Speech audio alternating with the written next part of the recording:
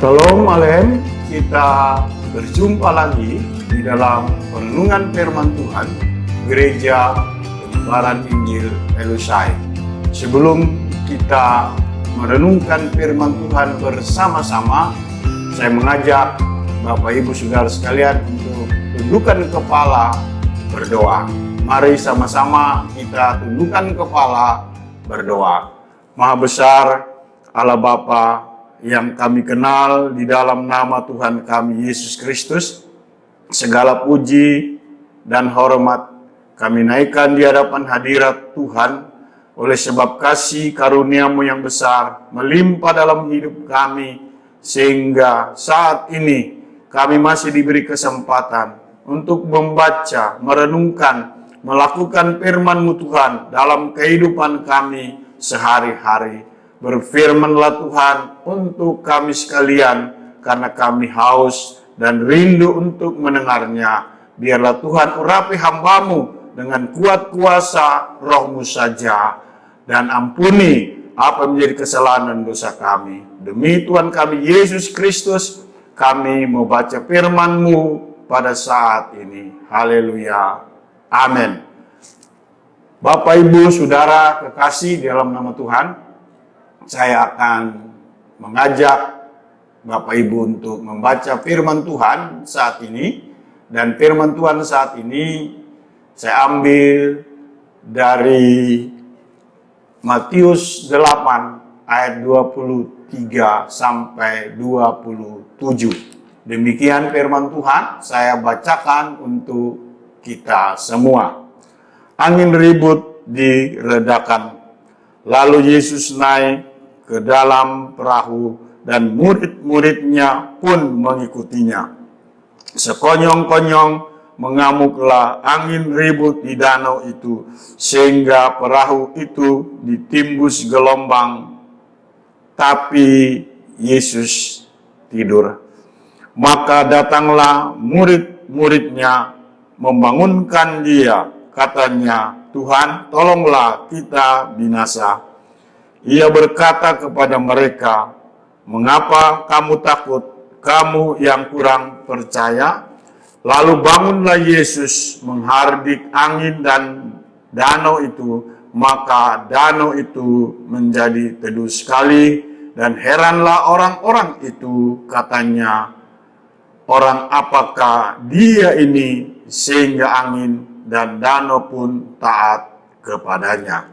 Berbahagia Bapak Ibu Saudara kekasih di dalam nama Tuhan kami Yesus Kristus, yang sudah membaca, merenungkan, serta melakukan firman Tuhan dalam kehidupan kita sehari-hari.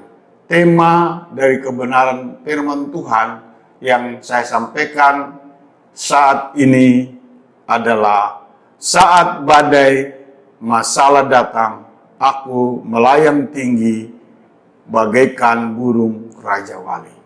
Bapak Ibu Saudara kekasih di dalam nama Tuhan Yesus, kalau kita sudah membaca kisah dari Matius 8 ini, ayat 23 sampai 27 ini berbicara tentang dua hal.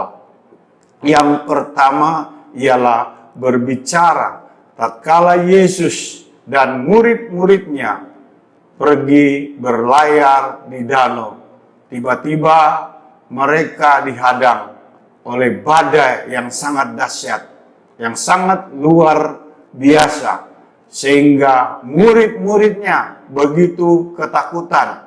Mereka datang kepada Yesus, membangunkan Yesus untuk menolong mereka.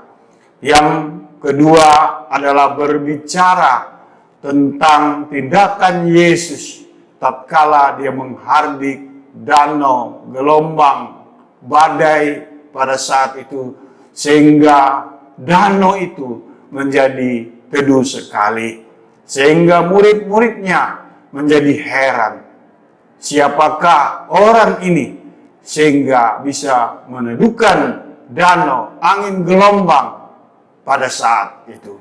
Bapak Ibu, saudara kekasih di dalam nama Tuhan, ada 3 hal yang perlu kita pelajari dalam kita menghadapi badai, masalah, persoalan yang datang dalam kehidupan kita, supaya kita keluar bukan sebagai seorang yang kalah, tapi kita keluar menjadi seorang pemenang, sehingga kita bisa seperti Rasul Paulus berkata bahwa kita lebih daripada pemenang. Poin yang pertama, Bapak Ibu Saudara kekasih di dalam nama Tuhan Yesus Kristus, yaitu badai masalah harus dilawan dengan tindakan iman. Apa itu iman? Iman adalah berbicara, percaya sebulat-bulatnya hanya kepada Allah. Sebab ada satu firman juga berkata bahwa orang yang bimbang, orang yang tidak beriman, jangan berharap mendapatkan sesuatu daripada Allah. Jangan berharap bahwa doanya akan didengar oleh Tuhan. Bapak Ibu Saudara, ada satu kisah yang menarik di dalam Alkitab ini. Itu tertulis di dalam Yohanes pasal yang kedua, ayat 1 sampai yang ke-11. Diceritakan di sana, tatkala Ibu Yesus dan murid-muridnya diundang dalam satu pesta di Kana. Sementara pesta berlangsung, tiba-tiba anggur kehabisan. Anggur menjadi habis pada saat itu. Apa yang menjadi tindakan dari Ibu Yesus pada saat itu? Ibu Yesus datang kepada Yesus dan Yesus menjawab, "Mau apakah Ibu dengan aku? Saatku belum tiba." Tapi oleh iman dari Ibu Yesus pada saat itu, Yesus mendengar apa yang dikatakan Ibu Yesus. Dan Ibu Yesus juga berkata kepada pelayan-pelayan pada saat itu, "Isilah tempayan dengan air. Setelah diisi, biarlah engkau cedok dan bagikan kepada tamu-tamu pengantin." Pada saat pelayan-pelayan pengantin, pelayan-pelayan ini membagikan yaitu air yang dituang di tempayan, tiba-tiba terjadi mukjizat. Air berubah menjadi air anggur yang paling bagus. Yang kedua, Bapak Ibu Saudara kekasih, badai masalah bukan untuk dihindari dan disesali, tapi harus dihadapi. Saya membaca satu kisah yaitu yang bernama Fanny Crosby. Fanny Crosby ada lahir cacat.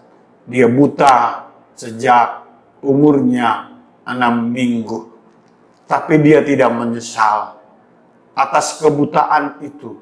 Justru dia mengucap syukur, berterima kasih karena Tuhan memberikan kebutaan kepada dia. Sehingga dengan kebutaan itu dia bisa memuliakan, membesarkan nama Tuhan.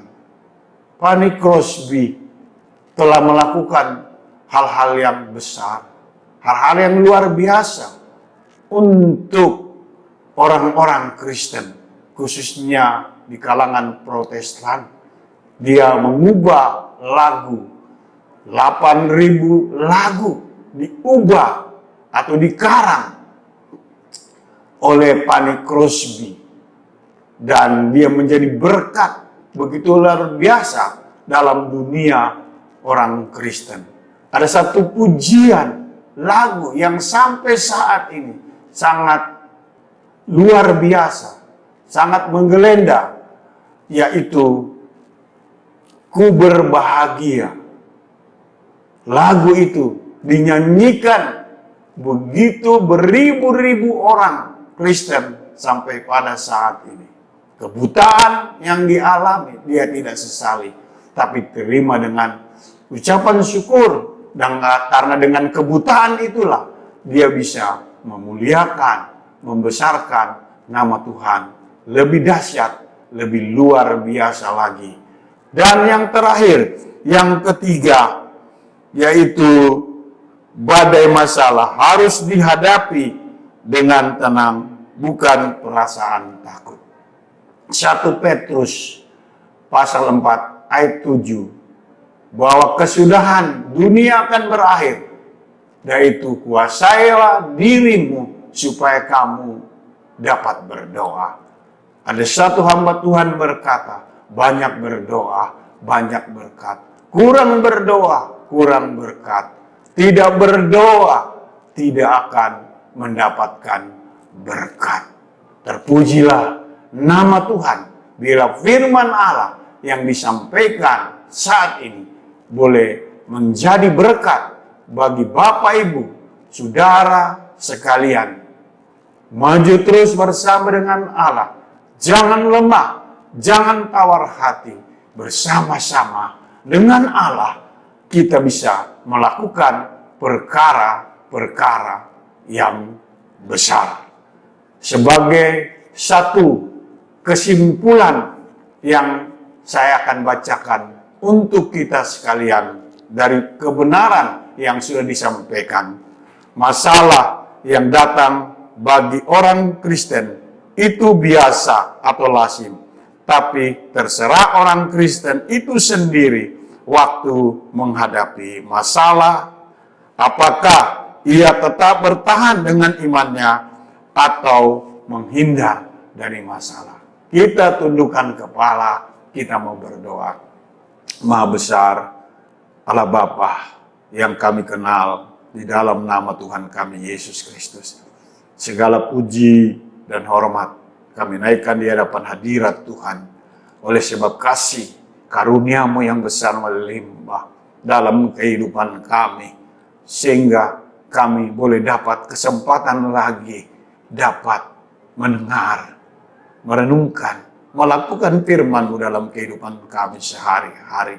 Tuhan, biarlah firman Allah yang kami sudah dengar bersama-sama itu boleh tertanam, bertumbuh, berbuah dalam setiap kehidupan kami. Kami teringat jemaat-Mu pada saat ini. Kalau ada di antara mereka yang sakit, datang kepada mereka Tuhan. Engkau menjamah mereka, menyembuhkan mereka. Segala bentuk sakit, penyakit apapun yang mereka alami. Hamba-Mu berdoa di dalam nama Yesus. Dalam nama Yesus, Engkau jamah, Engkau menyembuhkan. Demikian juga kami berdoa untuk mereka yang kekurangan makan, minum. Biarlah Tuhan datang kepada mereka, berkati makan mereka, berkati minum mereka, teristimewa berkati ekonomi dan keuangan mereka, limpahkan berkat kepada mereka.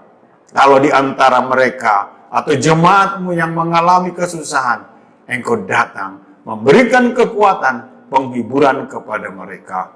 Kami teringat Tuhan saat ini untuk bangsa, negara Republik Indonesia yang tercinta ini dari Sabang sampai Merauke. Engkau yang melihat permasalahan, persoalan yang terjadi, Tuhan yang akan memberikan jalan keluar. Tuhan akan memberikan yaitu kemenangan atas masalah persoalan yang dihadapi oleh bangsa negara kami, yaitu sementara menghadapi COVID-19, virus corona.